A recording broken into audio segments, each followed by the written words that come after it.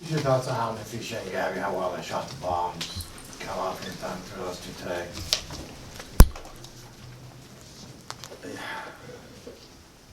You know, the keys, I think, to any really good team, I've always thought the keys to good teams are how well your forwards can handle the ball and pass it and shoot it.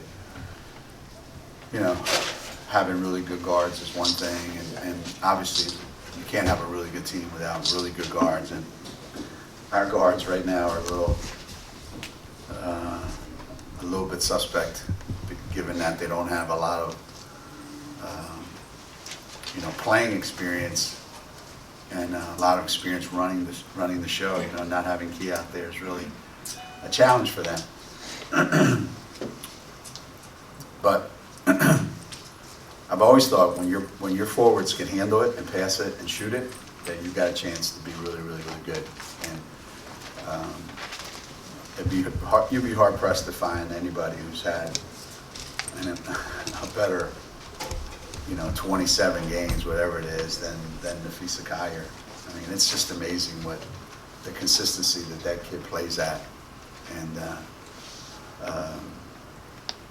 and Gabby struggled a little bit down at Tulane, and I think she was a little disappointed herself, and came back today, and that's what's going to happen. Those two have a pretty distinct advantage over most people that they play against, and when they're able to take and use that advantage, you get what happened tonight in the second half, especially. Geno, how do you think the team responded to that game at Tulane? Was it what you wanted? Was it what you expected? It's really difficult with this particular team to gauge what their responses are, because they don't show a lot of either negative or positive emotion. They pretty much stay at a certain level, and they don't deviate that much. So it was hard to tell after Tulane whether they were upset, were they angry, were they disappointed, what were they? I don't know.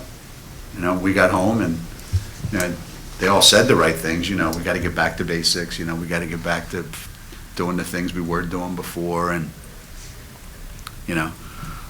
Lou, we got to work harder defensively. We got to do this.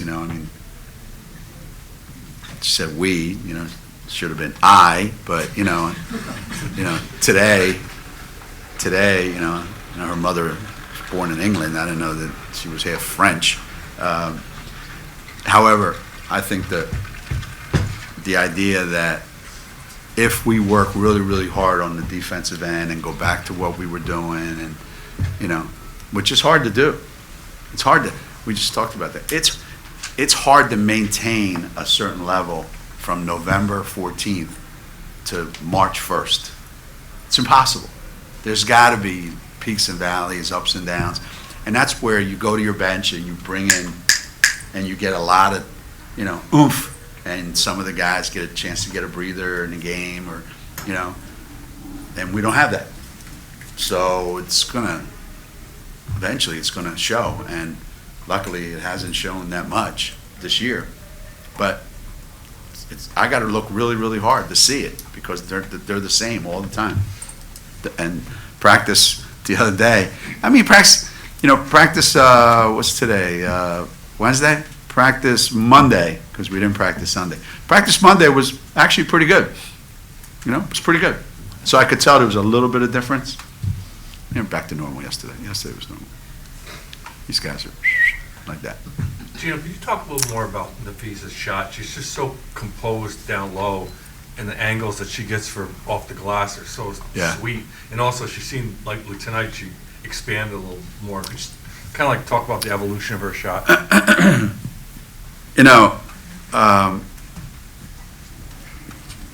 The one thing that she is very much aware, I think, of where she is on the floor at all times. And I think the perfect example today was when she caught it in the second half, and she was kind of like fumbling it, not sure, and most people would turn around and throw some crazy up there, and she like pivot until she got the exact shot she wanted and got a layup. It's just a tremendous awareness of where she is. She knows where she is. She knows where the basket is all the time. You know, they talk about scores, you know, that kid knows where the basket is. Now, she really knows where it is, you know, depending on where she is on the floor, you know. And the kid never takes a bad shot. She doesn't force shots. She doesn't throw stuff up there with no intention of making it.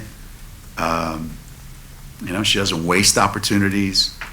She knows, you know, how to create space. She knows how to use the backboard, which a lot of kids, you know, take a long time, forever to do. And, you know, I mean, that's something that we do a lot in practice. And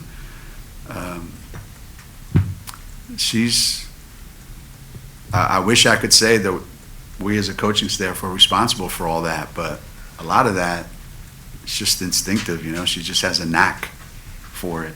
And when she starts knocking down those threes, which she's a really, really good three-point shooter. I mean, really good. I don't know how you guard her. You know, well, you do like you did after the timeout. At the end of the, you know, just step in front of her and let her run you over, I guess, you know. It's a great timeout by me to get the last shot of the half or whatever the hell it was. I thought it was pretty good. We had a one-on-one with our best offensive player. The hell did I know? She can only right-handed kid in America that can't go right. I mean, I knew it. I thought she would at least fake it, but yeah, I know.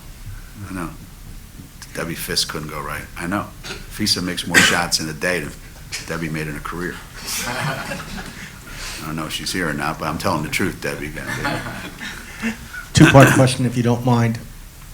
You caught, you know, the reference to Nafisa last year as a ball magnet. Mm-hmm. A lot of that obviously is effort. How much is other stuff that she does? And the second part is your hand okay after Gabby came out of the game after he got 1,000 points?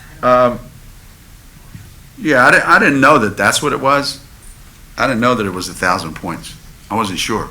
I mean, I had heard something that she needed X amount of points to get 1,000, but I didn't know where she was. So, and even the coaches, Shea said, you know, let's not take any risks, you know, let's get Gabby out. And I wanted to play her because she only played 10 minutes in the first half. She said, no, take her out. So she came out, and like she missed my hand. She whacked me right like in the fingers, like, and so if it was Fisa, she would have got me right in the palm of my hand. But, so as far as which, you know, it's great for Gabby. I mean, you think about, you know, she hardly played a lot as a freshman, and for her to be doing what she's doing, that's just, you know, she's worked so hard, you know, to make herself into the player that she is. And as far as Fisa is concerned, yeah, Fisa's motor is like nonstop. She just goes. She's always running full speed. She's always sprinting back on defense. She's always sprinting the floor. She's the first one into the lane. You know, she goes after every offensive rebound. She just does things without getting tired, without stopping. She's just a relentless basketball player, and so she gets a lot of opportunities that most players wouldn't even think about getting, and that leads to nights like tonight, which she's had a bunch of. I mean, I don't know where we'd be without her right now, especially the last couple games, you know, without Kia. You know, Lou can help us like she did today defensively. You know, she really, really helped us defensively. And that takes some of the pressure off of her offensively. Because, you know, you can put somebody on Lou and just beat her up, which a lot of people are going to do, you know, like they try to do with Diana and they do with Stewie, you know, that's what happens. But you can't do that to Fisa. You just can't. So she's unique. She's unique. Gino, was there any thought of maybe taking a tee at the end of the game from Dennis just for old time's sake? Nah, I tried to get it over with in the first half, and he wouldn't do it. And he's mellowed a lot. I guarantee if this was us in Notre Dame, he'd have given me one. he made that call on Gabby, and that was her third foul in the first quarter. I wanted to kill him, and it, I know. We just 32 years, man. Every year that I've been at Connecticut, he's been doing games. 32 years he's been doing games, and before that, coaching in the same league back in Philly, and but just like everybody else, he's lost a step or two.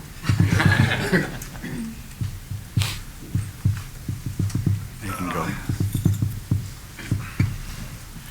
Coach, 27-0, and is it still fair for you to say that this is still a work in progress? The rest of the country going, yee?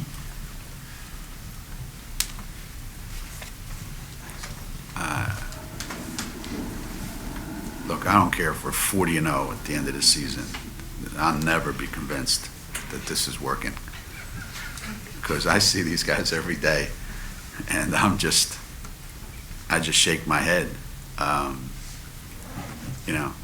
They have a tendency to be really good when they have to be really good, and so far up to this point, they've been really good when they needed to be really good. So I guess in that respect, yeah, they're a masterpiece. We've created a Rembrandt what am I saying? That's blasphemy. Michelangelo, or Leonardo da Vinci.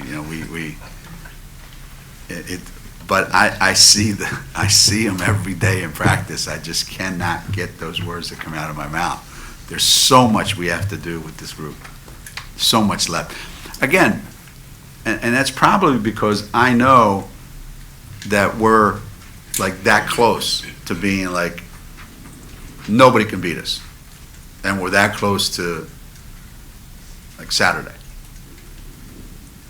And I haven't felt like that in a couple of years. So I'm always kind of like walking around like that. But they keep, we'll know more. I mean, we'll know more. Obviously, we'll know more by the end of March. We'll know where we are. We'll know where we are with this team. Coach, yesterday you were kind of worried about the defense on Butts and Fitzgerald with Yeah. Kia out. How pleased were you with the guards D'ing them up today, especially Katie Lou?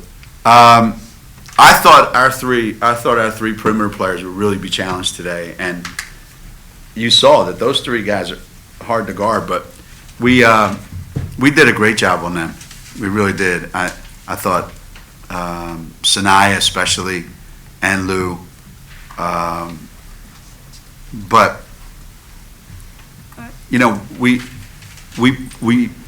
we played it a little bit differently defensively than we did the first time we played them, and we had a lot of success the first time we played against them. But without Kia, we don't have the same ability to do things defensively.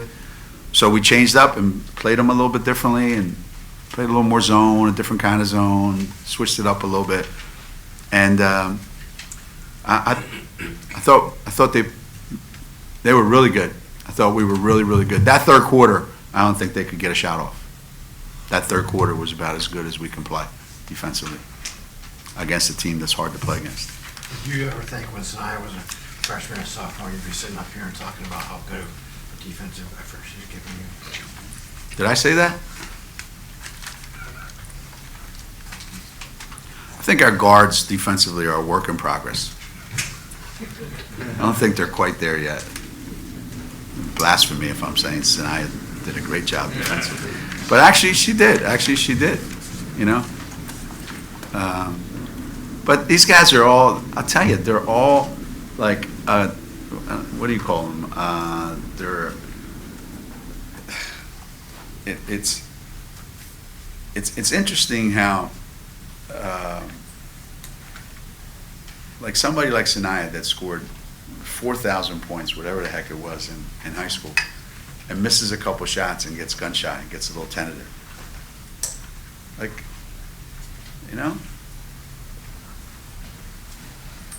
give me a couple guys that are playing college basketball that go 0 for 30 and go, I'm getting warm, coach. I can feel it. I just need 20 more shots. I don't want guys, Sanaya, kid can score and then misses a couple shots and gets a little bit like, I'm hurting the team if I don't shoot, if I don't make them. So there's always something with kids. And, I guess as a coach, you're always trying to make sure that they're in good balance, So we get Sanaya to really guard people. And, offensively, she gets a little tentative. So maybe by the end of March, we'll get her going in both directions. But Coach, you often joke around about where your kids are, mentally and physically. But the one thing been very consistent for you guys is your help defense. Is that something that you guys emphasize during practice every day? Yeah, and more so probably this year than we've had to the last couple of years. If you just look back the last 5 or 6 years, with Stephanie Dolson and Kia Stokes and Stewie, there was always some shot blockers in the lane that we didn't care, and we were able to do a bunch of stuff out on the perimeter and almost dare people to go, try to go to the basket on us. And now that we don't have that, it's a lot more work to get our guys into position because we're not shot blockers. So it just takes more time, it takes more effort, it takes more learning. And when we get it right, it's really fun to watch, like we got it right a lot today, but it's probably the hardest thing to teach players, how to get to where they need to be and get there early, instead of getting there late.